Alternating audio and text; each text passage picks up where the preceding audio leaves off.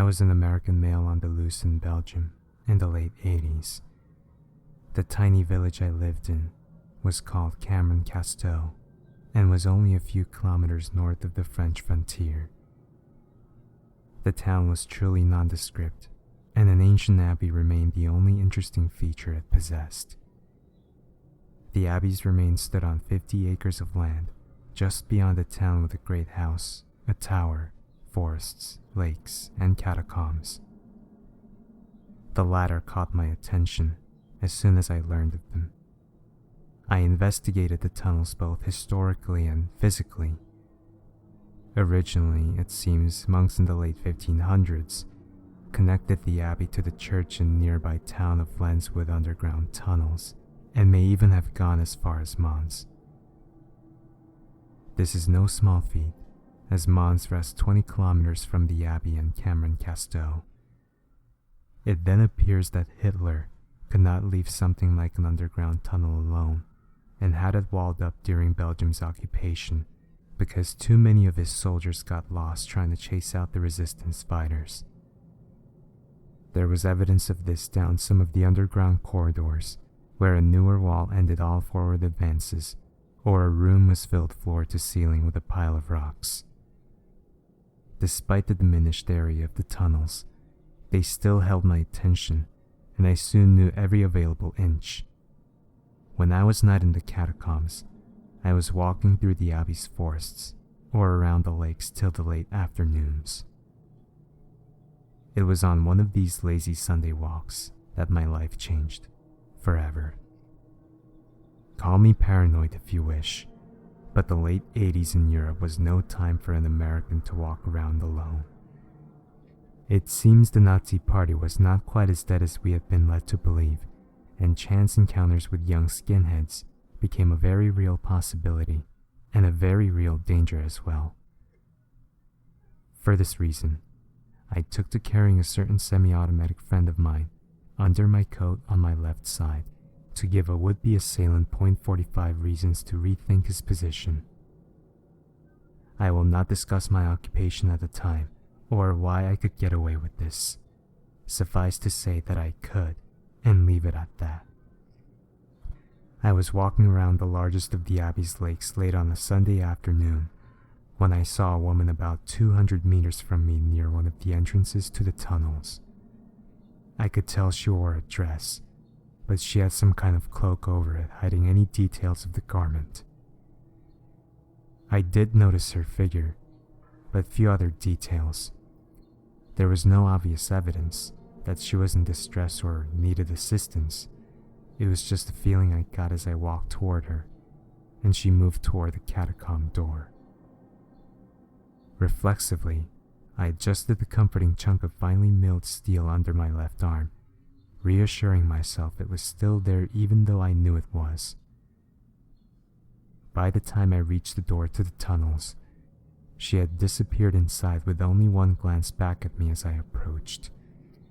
The late afternoon sun was casting many long shadows, and I was too far away to see her face clearly, save for her eyes.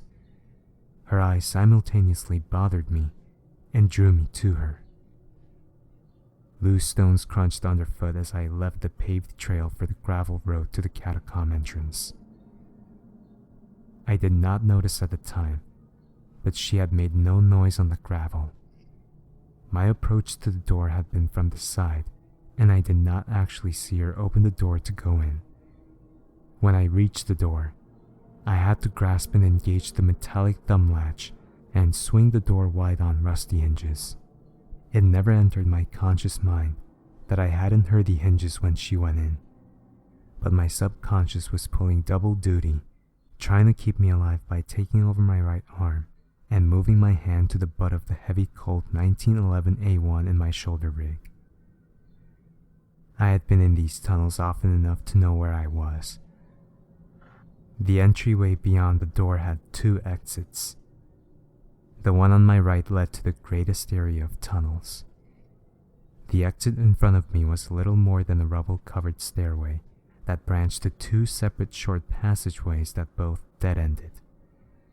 As I paused for my eyes to adjust, I heard a faint, indeterminate sound from the direction in front of me.